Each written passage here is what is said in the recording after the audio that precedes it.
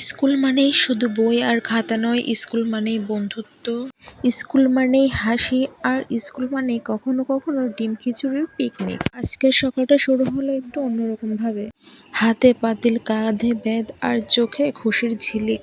আজ আমাদের পিকনিক, আর মেনুতে আছে সেটা নিশ্চয়ই ডিম দেখে বুঝতে পেরেছেন। আজ আমাদের ডিম খিচুড়ির পিকনিক। হ্যালো ভিউয়ার্স, আসসালামু আলাইকুম। কেমন আছেন সবাই? আজকে আপনাদের একটি অন্যরকম ব্লগ নিয়ে হাজির হলাম। আজকের দিনটা একটু আলাদা, পেট ভরে খাওয়া আর মন ভরে আনন্দ করার দিন। গ্রাম বাংলার সবুজ মাঠে একটা ছোট্ট পিকনিক, আর হিরো হচ্ছে ডিম খিচুড়ি।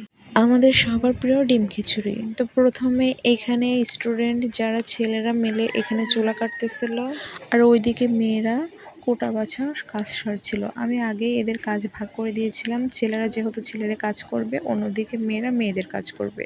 তো এখানে মেয়েরা আদা রসুন বাটাবাটি করছিল, ছোলা সব কিন্তু ওরাই করছে, কারণ কাজের মধ্যে রয়েছে অন্যরকম আনন্দ। পিকনিক বলে কথা, সবাই যদি কাজ করে দলে বেঁধে তাহলেই না মজা।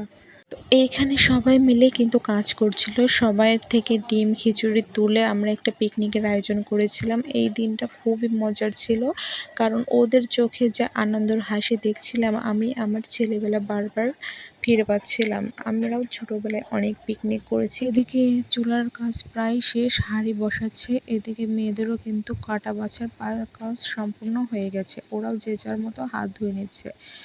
শুধু কি পিকনিক করলেই হবে? পিকনিক মানেই তো আনন্দ। তো স্কুলে কিছু ভেড়া এসেছিল, দেখুন বাচ্চারা কি আনন্দ করছে ভেড়াগুলোর সাথে। ওদের আনন্দ দেখতে কি ভালো লাগছে, তাই না? আমার কিন্তু ভীষণ ভালো লাগছিল। সবাই মিলে কাজ করা, আনন্দ করার মজাই আলাদা। পিকনিকটা আসলে পিকনিকের মতো করেই হওয়া দরকার, যেন সবার চোখে মুখে শুধু আনন্দ হাসি থাকে। পিকনিক মানে কিন্তু খাওয়া না, পিকনিক মানে আনন্দ, পিকনিক মানে ভালোবাসা, পিকনিক মানে বন্ধুত্বর আরেক নাম। তো যাই হোক, আপনারা নিশ্চয়ই এতক্ষণে বুঝে গেছেন যে আমরা স্টুডেন্টদের সাথে ডিম খিচুড়ি পিকনিক করব। তো আমাদের ভিডিওটি কেমন লাগছে অবশ্যই কমেন্ট করে জানাবেন, আর আমার চ্যানেলটি সাবস্ক্রাইব করে রাখবেন। ভিডিও দেখে কার কার স্কুল জীবনের কথা মনে পড়ে যাচ্ছে সেটাও কিন্তু অবশ্যই কমেন্ট করে বলে যাবেন।